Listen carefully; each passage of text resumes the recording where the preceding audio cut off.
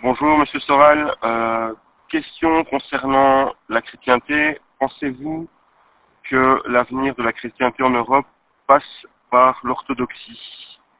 Voilà, je vous remercie et merci pour le travail accompli. Oui, bah ça, on a déjà répondu à cette question souvent, hein. Évidemment que aujourd'hui, le chef d'État, qui est réellement un chef d'État, qui a le pouvoir de s'opposer au pouvoir mondialiste, eh ben, c'est Poutine. On voit bien que Poutine, tout en étant issu en fait des cadres de l'URSS à travers l'ancien KGB devenu FSB, a, comment dirais-je, a opéré la jonction avec l'orthodoxie, c'est-à-dire l'Église russe, hein, qui est la troisième Rome, et qu'on voit bien qu'aujourd'hui, si on veut se ranger du côté du Christ et mener un combat politique et chrétien, puisque je rappelle quand même que toute religion est politique, hein, sinon d'ailleurs elle disparaît.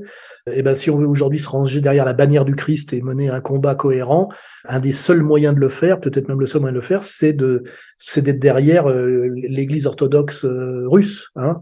Parce que c'est pas avec le pape François qu'on va arriver à grand chose, qui a rejoint intégralement comment dirais-je, le mondialisme. On le voit en trahissant les évangiles de manière, je dirais, quasiment diabolique, hein.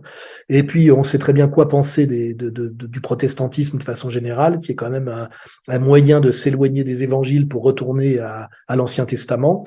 Donc, quand on a effectivement une vision un peu claire des choses et qu'on veut se battre en tant que chrétien par rapport au combat mondial qui se passe en ce moment entre l'empire du mensonge et le satanisme et quelque chose qui défend les valeurs et les valeurs chrétiennes, on est forcément aujourd'hui plus proche de l'Église de Moscou que de l'Église de Rome ou de quoi que ce soit d'autre. Hein. Après, bon, si on parle du monde blanc, du monde chrétien. Après, je sais pas, comment dirais-je, ça n'implique pas et ça n'évoque pas la question des musulmans à l'intérieur de la question musulmane.